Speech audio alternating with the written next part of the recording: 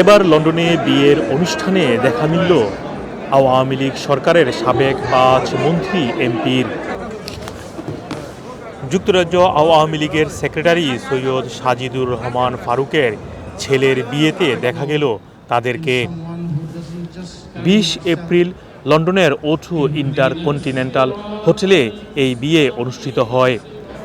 সেখানে দেখা মিলল সাবেক পররাষ্ট্রমন্ত্রী হাসান মাহমুদ, সাবেক মৎস্য ও পানি সম্পদ মন্ত্রী আব্দুর রহমান, সাবেক নৌ পরিবহন প্রতিমন্ত্রী খালিদ মাহমুদ চৌধুরী, সাবেক বৈদেশিক কল্যাণ ও শ্রম প্রতিমন্ত্রী শফিকুর রহমান চৌধুরী ও সিলেট-৩ আসনের সাবেক সংসদ সদস্য হাবিবুর রহমানকে।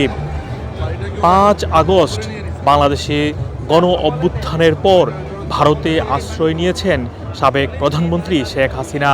তার পরপর তার মন্ত্রী এবং এমপিরাও বিভিন্ন দেশে আশ্রয় নিয়েছেন। যুক্তরাজ্যেও রয়েছেন অনেকেই। মোহাম্মদ আব্দুল হান্নান, 2A নিউজ, যুক্তরাজ্য।